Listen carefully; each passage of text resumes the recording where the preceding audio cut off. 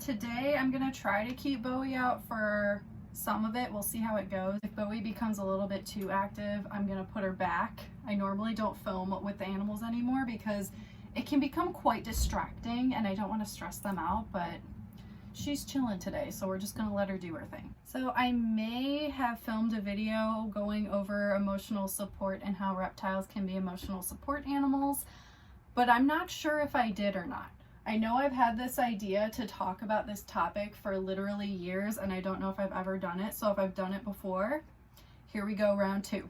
I think it's an important topic to talk about because it can bring some awareness to people that snakes and reptiles can actually be good for people. Because a lot of the times people think there is nothing good about these animals whatsoever, and I hate seeing that stigma. So anytime we can talk about reptiles and change people's minds, I am all for it. And I am a firm believer that reptiles can be emotional support animals, especially for myself.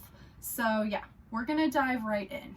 So the first thing that comes to mind is the difference between a service animal and an emotional support animal. People confuse these two things all of the time, so I just want to make it really clear the difference between the two. So a service animal is an animal that is trained to do a specific task. Usually it is for something medical in order to help people. What are you doing? See, this is what I mean when they get distracting.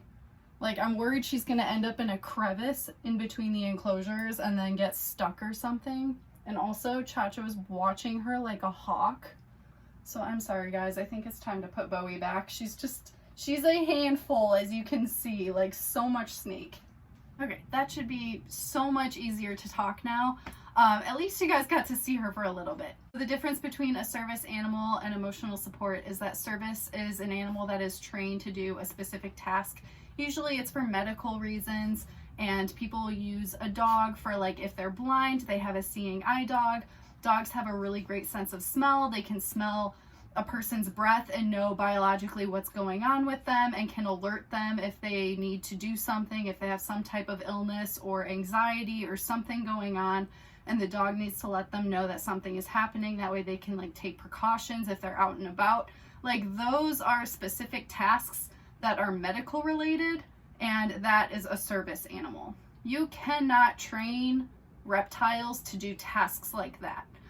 They can be trained to do certain things which people would not expect with reptiles, but they are actually very intelligent animals. People don't realize that whatsoever, but you cannot train them on the same level to do tasks like a dog or a cat. So an example of something that you can train a reptile to do is to learn the difference between feeding time and handling time.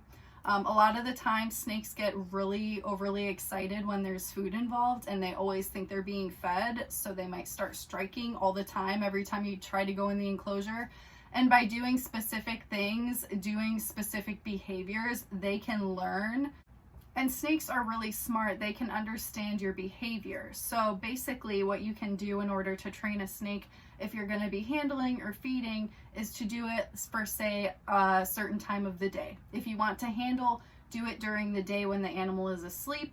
If they know that they only get fed at nighttime, then during the day it's a good instance for them to realize that it's handling rather than feeding. There are other things you can do. You can use a pole or something to touch your snake every single time before you handle it. That lets the snake know that it's about to be handled rather than fed.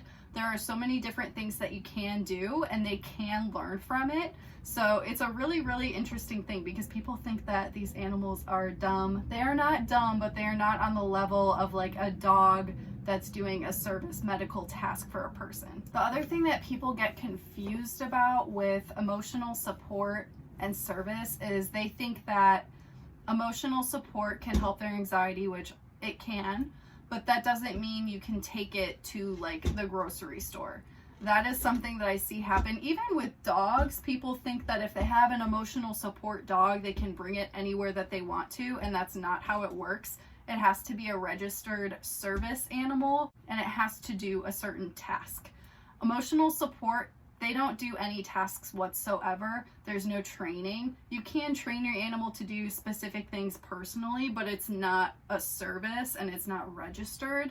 So that's the difference. And there are a lot of things online that I have seen, and it's like, it's fabricated like service, like forms, and you like purchase vests and things like that. And all of those are scams. So I've seen people have an emotional support animal and they try to get away with it, and they'll like buy a vest or something, or get a random sheet from the internet and be like, see, it's a service animal, I can bring it. And that's not how it works either. Again, it has to be doing a specific task. Emotional support basically just means that it is an animal that brings you emotional support. It makes you feel better. It lowers your anxiety. It makes you feel more relaxed and more comforted. That's pretty much it. They don't have to do any task for that whatsoever. They can just exist. And that's good enough, and that is the emotional support that they're providing you.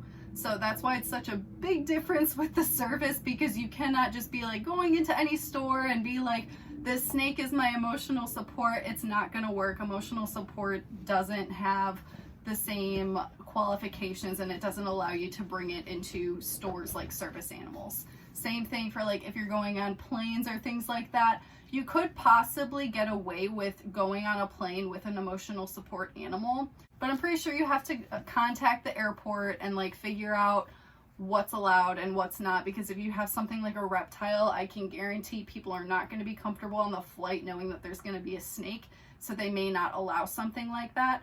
However, if you have a small dog that is emotional support and not a service animal, they may let that go because people are more accepting of dogs. So those are some of the differences between service and emotional. So now I just want to talk about why reptiles can be such amazing emotional support animals. And I know that people will think that that is absolutely insane to even think of, because the first feeling that comes from people seeing reptiles is typically fear.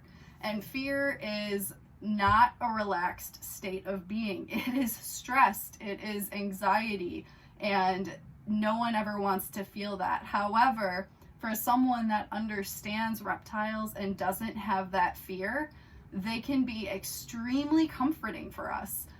For me in particular, I don't like fast moving things.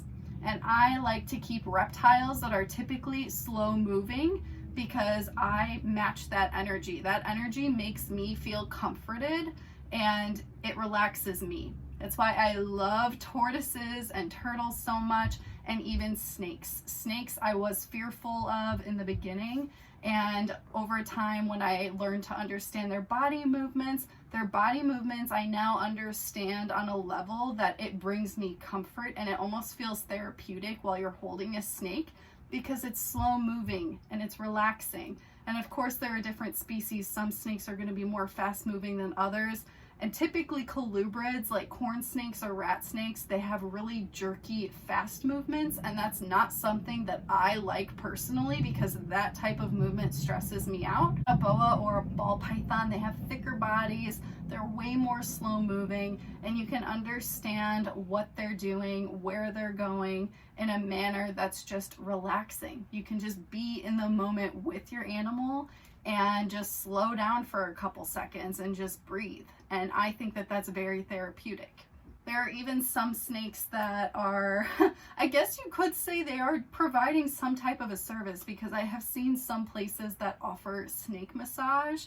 Basically, a person just lays down and they just let snakes crawl all over them, and it functions as like a massage on their body. And I'm sure that that is some people's absolute worst nightmare, and that can cause so much anxiety if you're fearful of them. But for someone that's comfortable with them, it doesn't sound bad whatsoever. For me personally, I have a lot of anxiety. I am pretty sure that I am on the spectrum. I have severe social anxiety. I am a type of person that I connect with animals on a level that I could never connect with human beings on. Yes, I have like friends and family and people that I'm close with, but anyone that's not in my tiny little bubble, I typically shut down, and I I can't socialize well. A lot of you guys ask me why I don't go to reptile shows and stuff anymore. I do not like crowds. I don't like socializing with people I don't know. It causes me so much anxiety, and that is just how I've always been. I honestly feel like it's gotten worse over time because I've created an environment that supports my mental health so well, and I'm just surrounded by these animals that constantly relax me and bring me comfort. So to go out of my comfort zone and be surrounded by a lot of people is just very stressful for me. So that is another reason why these animals, they're providing me with comfort and happiness. A lot of people that are on the spectrum typically, I mean, it's different for everyone. Some people just form a better attachment to animals rather than other people, and that's definitely the case for me. Another thing about me personally is that I have Crohn's disease. So it's an autoimmune disease. And I have had it since I was 18. I'm pretty sure I've had it even before then when I was a kid. I just didn't know and didn't have the diagnosis. But things got really, really bad when I was 18. And all through my 20s, I was extremely sick. And I still have a lot of issues. I still struggle. I had a surgery that helped me immensely. But for the most part, like for 10 years straight, I was barely eating and I was suffering and I was extremely sick and I couldn't leave the house much. And it can become very depressing when you're someone that's sick. And I know a lot of you guys have reached out to me too, because a lot of you guys have medical issues. And it seems like a lot of people that have issues like that form an attachment to these types of animals. And the best thing about it is because if you aren't feeling good and you can't go out and live life and do things that other people are doing, if you're staying home all the time and you're lonely and you have nothing to do, you can take care of wonderful animals. And that's exactly what happened to me. So I started keeping reptiles and I started getting more and more and more. And it gives me a sense of purpose and it gives me a responsibility and it brings me comfort. I don't feel as lonely. I have more entertainment because these animals are so entertaining, and there's always something to do when you're providing good care for them and you're constantly upgrading and cleaning them and just doing all the things that are needed to have a happy and healthy reptile. It gives you a sense of duty every single day, and that can be also very comforting emotionally. So those are some of the reasons for me personally why I think that reptiles are great emotional supportive animals. It does depend on you and how you are as a person and what you're comfortable with. But for me, learning about these animals and having a good understanding of them really dismissed any fear that I once had, especially for snakes. And now they provide so much comfort to me and happiness and emotional support. So I just wanted to share my perspective on it because everyone is different. And again, most people are going to be terrified of most reptiles, but they can be a very positive source for a lot of people as well. So I want to put my point of view out there. So, and I would love to hear your point of view too. If you guys have these reptiles and you think that they are providing emotional support for you, please go ahead and leave a comment. I would love to hear about it. I think we need to share more stories like this to bring some more awareness. But yeah, thank you so much for being here today. I hope that you guys enjoyed today's video and getting to see Bowie for a hot second. And I will see you guys in the next one.